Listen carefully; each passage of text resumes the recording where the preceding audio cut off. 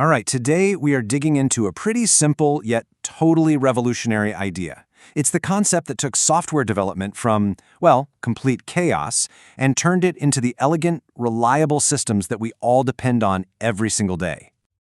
So, have you ever wondered about this? You're using an app, everything's fine, you tap one weird button and boom, the whole thing just freezes up or crashes. It feels like a massive overreaction, doesn't it? Well, the answer to that question actually takes us back to the Wild West of programming. See, in the early days, software was messy. A chaotic mess, to be honest.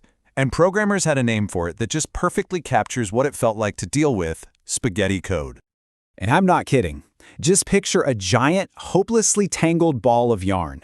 Now imagine your job is to fix one tiny little frayed piece somewhere in the middle. The moment you pull on that single thread, you just end up tightening knots everywhere else. That's exactly what building and fixing software used to feel like.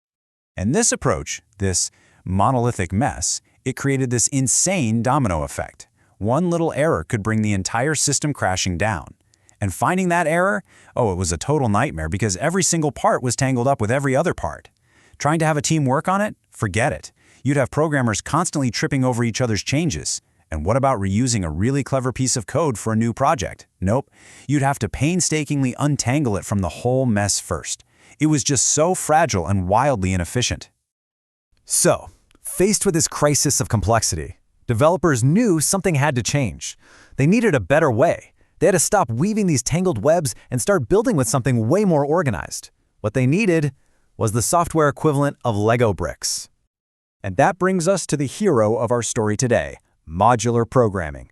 The idea itself is just brilliant in its simplicity. Instead of having one giant blob of code, you break the entire program down into these small, independent, self-contained pieces. We call them modules, and each module has one very specific job to do. You know, this visual just perfectly captures the whole shift in thinking.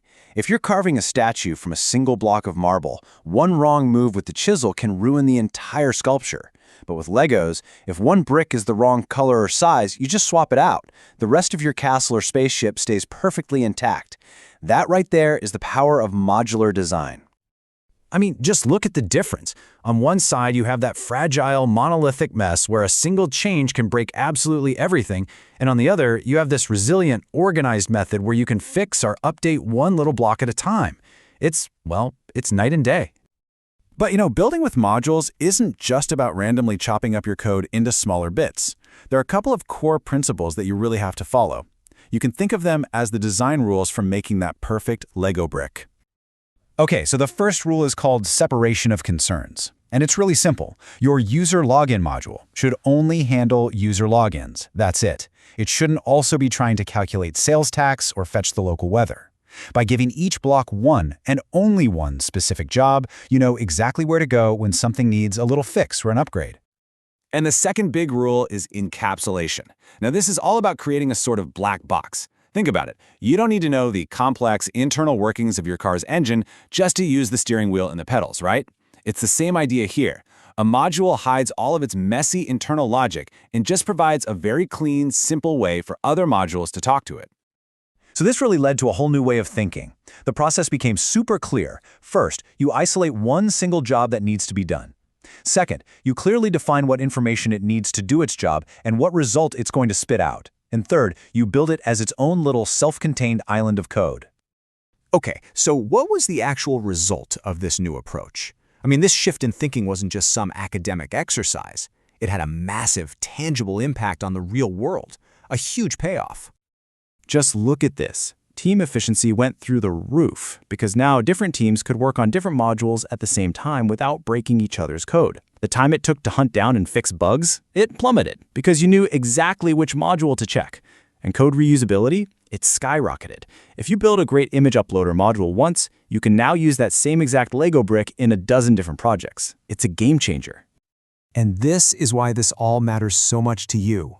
The apps on your phone, the websites you browse, the operating system running on your computer right now, there are all these massive, incredibly complex systems that are only possible because they're built from thousands upon thousands of these small, reliable, modular building blocks.